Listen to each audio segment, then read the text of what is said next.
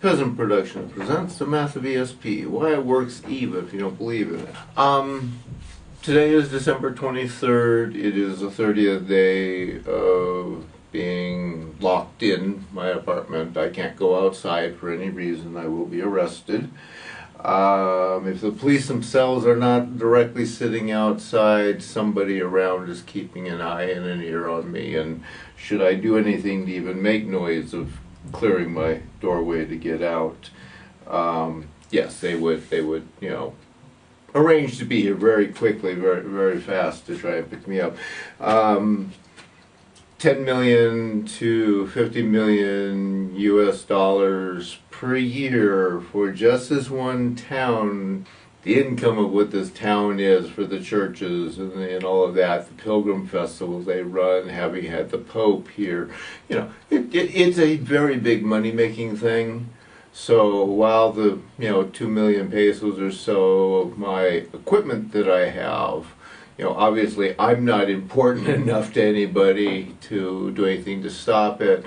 They're much more concerned about the fact that they're, killing people for money, stealing from everybody, lying to everybody, cheating, and doing all kinds of horrible, nasty things to get money. 100% Vatican sanctioned, 100% Mexico sanctioned, 100%, any government that exists that's Christian or Catholic, Muslim or Jew, sanctifies the fact that the Vatican sanctified this city, the city of, having a spirit and a miracle in it, even though historically they had a circus act, and no, I'm not going to say every year, but most every year the town celebrates the fact of, making tons and tons of money off of, stealing from the peasants, I guess would be the way to look at it. They're quite arrogant about that, but yes. Anyway, I am alive. Yeah, but, the amount of blood that's around here, you can see a towel, and obviously there's, all kinds of blood on the towel. This is one of the reasons why there was a little less on the floor. A rag that I wrapped around my hand, this one here. As I walked around and did things, you can see it's soaked with blood, but it's not obliterated with blood. I wasn't profusely bleeding. My meditations and stuff like that helped me keep my heart under control, so I wasn't profusely bleeding. Allowed me to look at it, see what the what the wound was, and then continue to deal with the fact that I needed to get rid of the 4 police officers trying to come through the door, which I did. And at that point they recognized the fact that if they use lethal force and I'm using lethal force and I seem to have the upper hand at every moment, they better back down and at least do what they do for the drug cartels, which is just sit outside and wait for the drug lord to come outside. I knew of the drug law that protects the cartels. I was aware of it back in the 70s when I first got kind of involved in the illegal drug trade, so I do know how the illegal drug trade works. I do know that every local town receives money from its cartels. If you want to go and actually look at some actual Mexican news, you'll find that Jalisco, which is the state I'm in right now, has a bit of a cartel problem. And one of the towns that I stopped in before I got here, Aguascalientes, there is actually a cartel war going on right now. There's apparently police and military and the cartel fighting. So, the cartel knows that they can go run, the drug bosses know they can go running back to their villas and haciendas and stuff like that and hide out there, and then they just have somebody else go out who has nothing illegal on them and has no charges against them or anything like that, to go out and get the food and the water and the, whatever they want. They want a prostitute, bring a prostitute back for me, man. I'm tired of sitting around here, I want to have a cocktail party tonight. Go out and tell all my friends that I can't phone call. That type of stuff. They just come and go and they do the thing. But the drug lord sits inside of this thing. And you will notice if you look through stuff that most of these drug lords are caught on like traffic tickets and stuff like that. They sneak out and they get stopped for a traffic violation, or their car gets stopped for some problem. Again, a little bit of blood on there. And you know, again, and I just doing this for the record, no big deal, you know. War's hell, folks, okay? Life isn't fun. But as Hunter S. Thompson once said a very long time ago, you know, life is worth living, and you go out there and do something, because you sure as heck don't want to sit around and just play it safe and be all coddled and cotton swabbing until you die and get put in the grave. Believe me, when I get in front of the gods, I'm going to get to sit back with a pile of popcorn and a beer or two and say, hey, heck of a life, man. I tried, I fought, I did.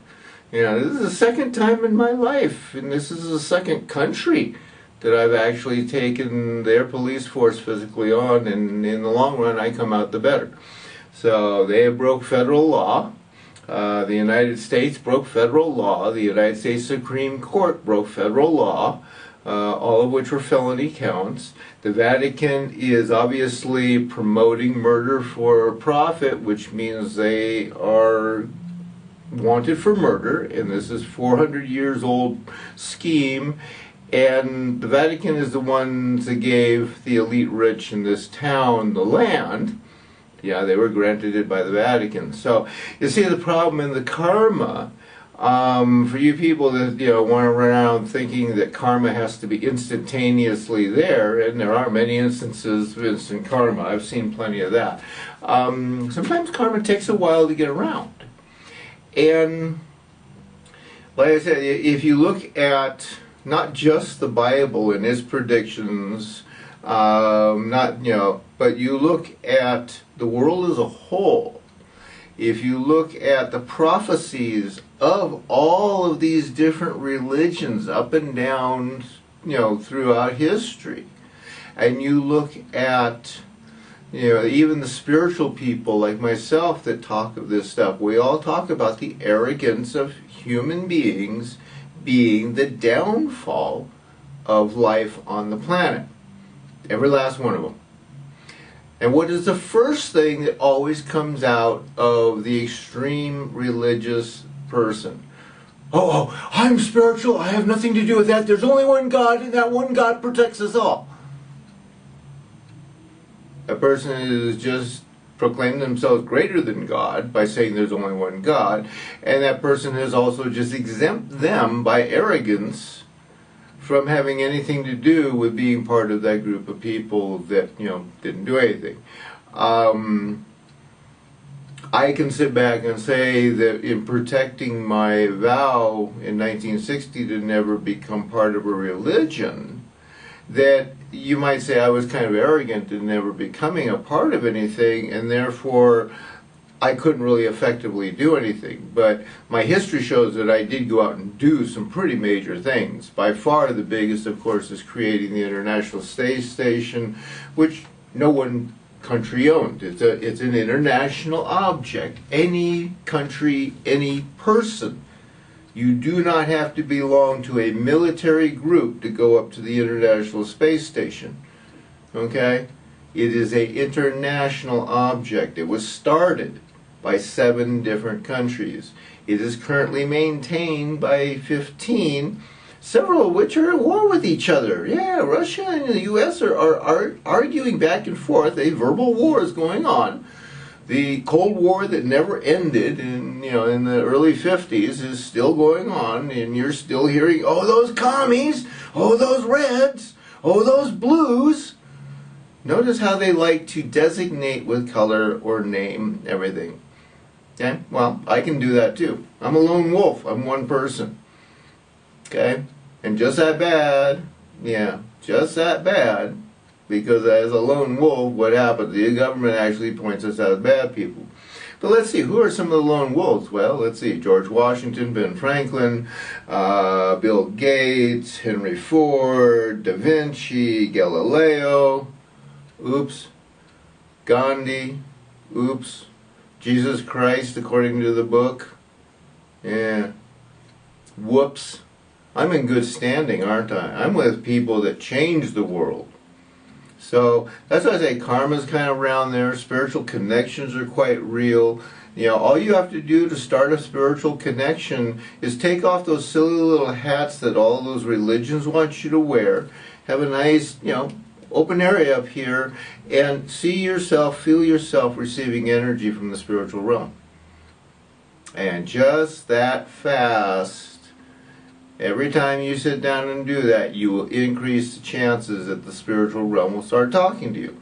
Now, if you're one of those people that's going to immediately go running to their psychiatrist, yeah, you're going to get put on drugs and they're going to stop you from doing that because they don't want you talking to anybody that's truthful.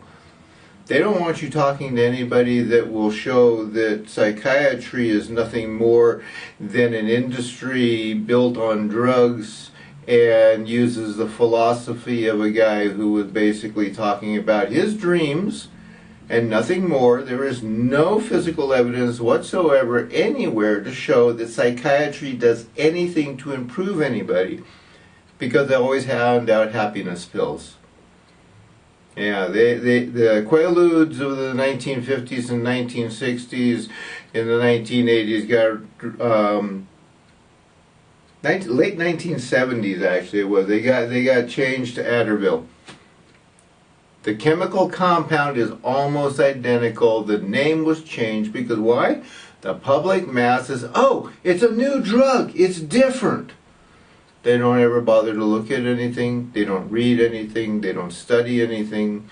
You know, the amount of times people jump up and down in front of me going, oh, this guy is so knowledgeable because he's a scientist. And you start listening to him, and the scientist is reading the pre-recorded statement of the United States government of, oh, you people can't be at fault. It's never our fault. Yeah.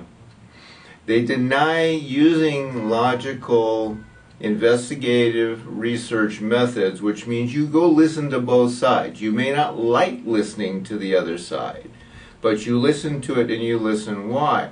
And to give you a very good example of this, I just had somebody try and tell me that, you know, I was very wrong in the data I'm using, that the whole climate change thing, the whole environmentalist thing is false. And I start running through this. The scientists lists off all of these groups of scientific groups that he belongs to.